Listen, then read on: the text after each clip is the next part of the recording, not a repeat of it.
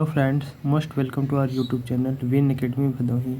सो friend, हम देख रहे हैं कि प्राचीन इतिहास के अंतर्गत ही हम देख रहे हैं कि कुछ जो साहित्यिक स्रोत है, कहाँ कहाँ से साहित्य के द्वारा प्राचीन इतिहास की जानकारी मिलती है। तो हम पिछली वीडियो में देखे थे गै ब्राह्मण, वेद पुराण, वेदांग, उपनिषद, तो वहाँ तक पढ़ लिए थे। तो कुछ प्रमुख साहित्य के बारे में आज हम देखते हैं।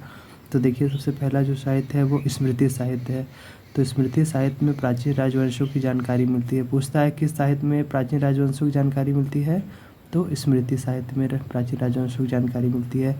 कभी कभी पूछता है स्मृति साहित्य की जो संख्या है तो कितनी है, तो 36 है। पूछता है अब कुछ और दूसरा स्मृति है याज्ञवल्क्य स्मृति। याज्ञवल्क्य स्मृति में है, ये पहला स्मृति साहित्य था। दूसरा है याज्ञवल्क्य स्मृति। इसमें जुआ खेलने को उचित बताया गया है। और बस ऐसे ऐसे डायरेक्टली पूछ लेगा, जुआ खेलने को उचित किसमें बताया गया, तो याज्ञवल्क्य स्मृति में। और मनुस्मृति को धर्मशास्त्र कहते हैं।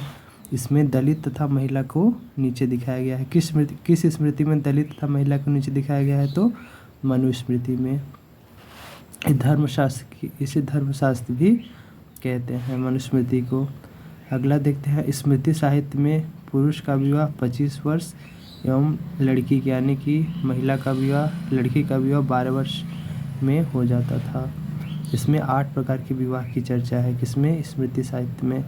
संस्कार 16 बताए गए हैं। फर्स्ट वाला गर्भाधान यानी कि जब बच्चा पेट में रहता है, और 16वां जो है दाह संस्कार यानी अंत्येष्टि संस्कार, जब इंसान मर जाता है जिसका अंतिम संस्कार किया जाता है, तो वो लास्ट वाला है। तो पहला और लास्ट वाला ही इम्पोर्टेंट है ज़्यादा।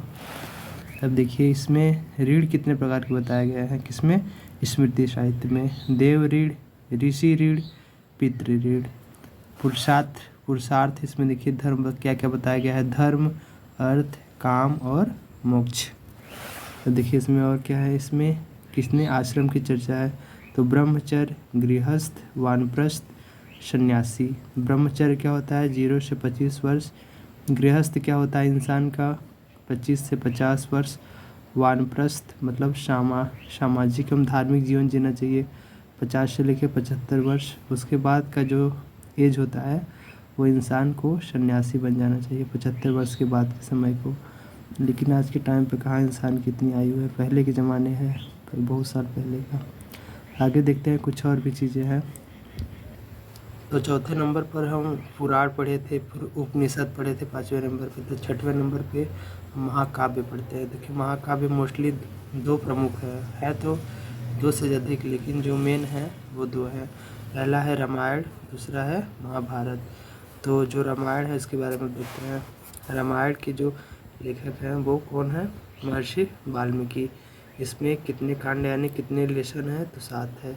सबसे जो फेमस वाला कांड है, जो कहते नहीं है सुंदरकांड, सब लोग कराएंगे अपने घर पे, जो कराते नहीं है सुंदरकांड, तो वहीं पर रामायण का ही एक चैप्टर है वो, उसका नाम है सुंदरकांड। किष्किंधा कांड, बाल कांड, ऐसे ऐसे बहुत नहीं है, ऐसे उसके चैप्टर है। तो उसमें से जो फेमस सबसे है वो सुंदरकांड है। स्टार्टिंग में 12,000 श्लोक थे, बट प्रेजेंट में रामायण में जो है वो 24,000 श्लोक है।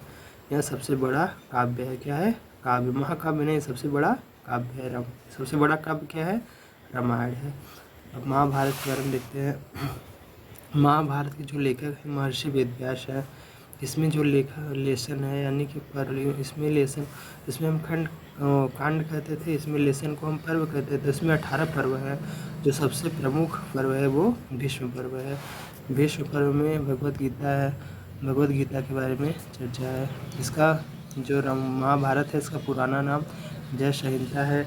इसमें 8800 श्लोक थे, लेकिन प्रेजेंट में 1 लाख लगभग श्लोक है। पहले 8800 श्लोक थे, लेकिन प्रेजेंट में 1 लाख श्लोक है। इसका अरबी जो भाषा में अनुवाद किया गया है तो उसे रजमनामा कहते हैं। क्या कहते हैं, रजमनामा। रजमनामा किसका अनुवादित नाम है, तो महाभारत का है। इसको किसने अनुवाद किया था, तो अब्दुल रहीम खानखाना किए थे। कौन किए थे, अब्दुल रहीम खानखाना। यह सबसे बड़ा महाकाव्य है।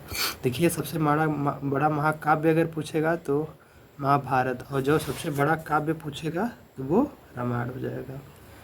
तो चलिए यहाँ पर हम इसको वीडियो को एंड करते हैं। अब कल से हम देखेंगे जो गए ब्राह्मण नहीं था वैदिक काल, वो जैन धर्म, बौद्ध धर्म, ऐसे कैसे क्या था उसके बारे में देखेंगे।